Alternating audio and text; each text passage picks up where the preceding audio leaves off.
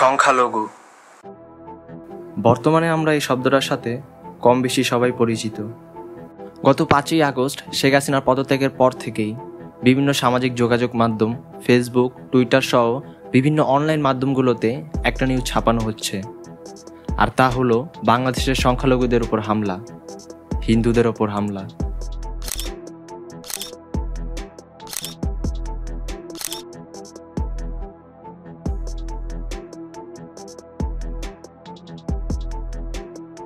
বিশেষ করে টুইটার ও ইন্ডিয়ান গণমাধ্যমগুলোতে যদি একটু চোখ রাখা যায়, তাহলে বাংলাদেশের সংখ্যালঘু হিন্দুরাও বলতে বাধ্য হবে, কি রে ভাই, এগুলা কবে হইল? কোন দেশে হইল? কোন ধরনের নেশা করছে হালারা? জি, ঠিক এভাবেই বলতে বাধ্য হবে আপনাদের সংখ্যালঘু ট্যাগ দেওয়া হিন্দু ভাই বোনেরা। কেননা সামাজিক মাধ্যমগুলোতে হিন্দুদের ওপর নির্যাতনের যে ছবি, ভিডিও এবং ফুটেজগুলো ব্যবহার করা হচ্ছে, তার মধ্যে 90%ই ফেক। বাকি যে 10% রইল, সেগুলোর মধ্যে খেয়াল করবেন 5 থেকে 6%ই মূলত রাজনৈতিক প্রতিহিংসার কারণে।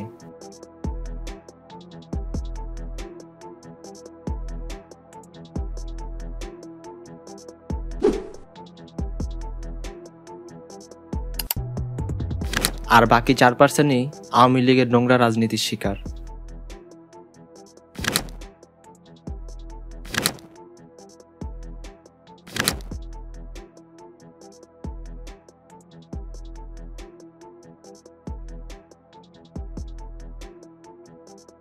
প্রতিহিংসা বলার কারণ, আওয়ামী লীগ ক্ষমতা থাকাকালীন আপনারা হয়তো দেখেছেন অনেক চাটাচাটি করার লোক ছিল।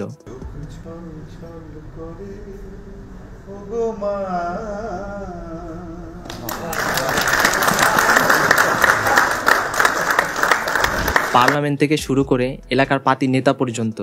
আমার নেত্রী শেখ হাসিনা। কিন্তু যখন আপনারা আমার নেত্রী জননেত্রী শেখ হাসিনা, আর তাদের মধ্যে হিন্দু সংখ্যাও নেহাত কম ছিল না।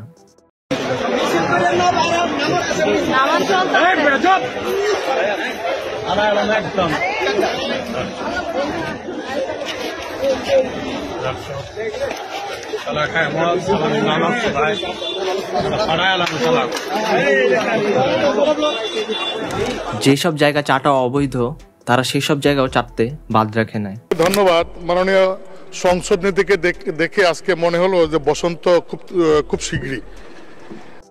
আর তারা মূলত এগুলো করেছে ক্ষমতা পাওয়ার জন্য।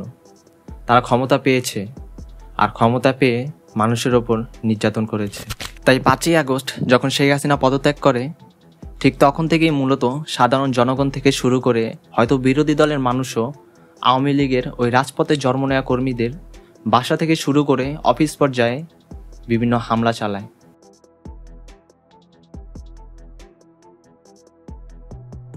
যার মধ্যে হয়তো হিন্দুরাও ছিল, কিন্তু মুসলিম নেতাদের সংখ্যা কি কম ছিল?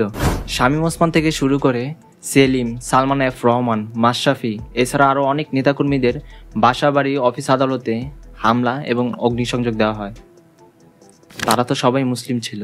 কই, তখন তো বলেন নাই বাংলাদেশের সংখ্যাগরিষ্ঠ মুসলিমদের ওপর হামলা, মুসলিমদের পিটায় মাইরা ফেলাইতেছে, অল আইস অন মুসলিম। তখন এগুলো পোস্ট করলেন না কেন? নাকি আপনারা হিন্দু বলে সব পাপ মাফ, এই রাষ্ট্র, প্রশাসন, সমাজ আপনাদের কিছু বলতে পারবে না? বললেই সংখ্যালঘুদের উপর নির্যাতন, প্লিজ হেল্প। 16 বছরের স্বৈরাচারী শাসনে যারা ছিল আওয়ামী লীগ, ফ্যাসিবাদের পতনের পরই তারা হয়ে গেল সংখ্যালঘু।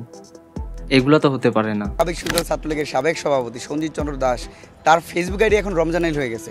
এই দাসরা বা আওয়ামী লীগের অনেক নামই আছে, যারা মুসলমান তারা হিন্দু হয়ে গেছে, হিন্দু তারা মুসলমান হয়ে গেছে। মানে এই ধর্মের একটা মারামারি কাটাকাটি করার চেষ্টা করছে। সারা বাংলাদেশে হিন্দুদের উপর নিপীড়ন শুরু হয়েছে ভাই, যে অত্যাচার শুরু হয়েছে, আমার বাড়ির ঘরদোর পুড়িয়ে দেওয়া হচ্ছে ভাই। তারই বক্তব্য প্রচারের পর কিশোরের বক্তব্যটি নিয়ে আলোচনা শুরু হয়। তার নিজ গ্রাম সুনামগঞ্জের তাহিরপুরের বাদাঘাট এলাকায়ও খোঁজ নেন অনেকে। অভিযোগের সত্যতা পাওয়া যায়নি।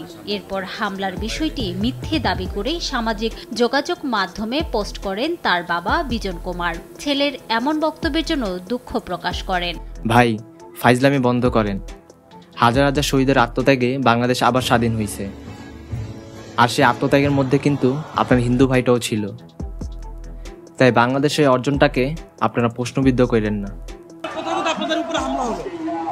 অনেক জায়গায় হামলা হয়েছে, স্পেসিফিক যদি একটা নাম বলতেন জায়গাগুলো।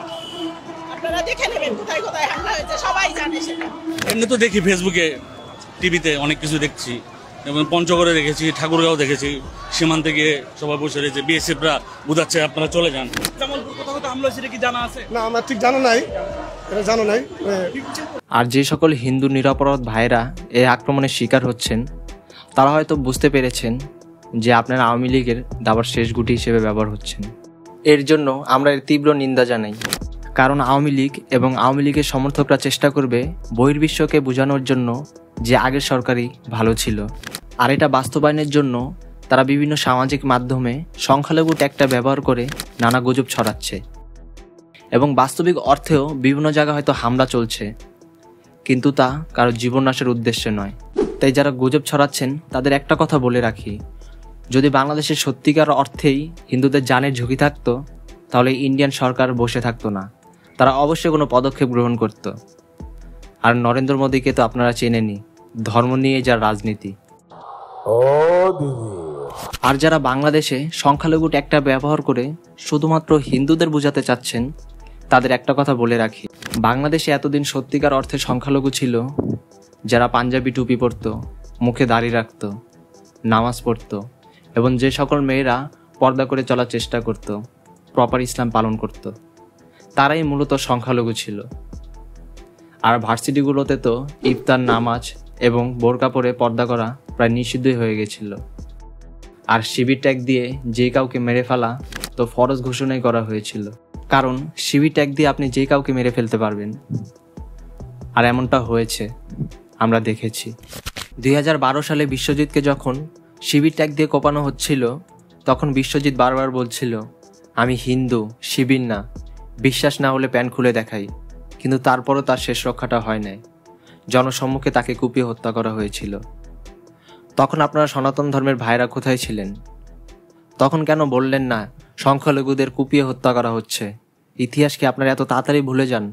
আর গত 16 বছরে জেল ও আয়নাঘর থেকে আমরা শুধু আলেমদের বের হতে দেখেছি, কিন্তু একজন পুরোহিতকে বের হতে দেখিনি।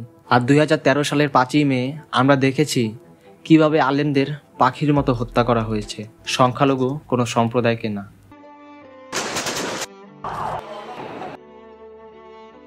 তাই ভিডিও শেষে একটা কথাই বলবো, বাংলাদেশে আসলেই সংখ্যালঘু কারা?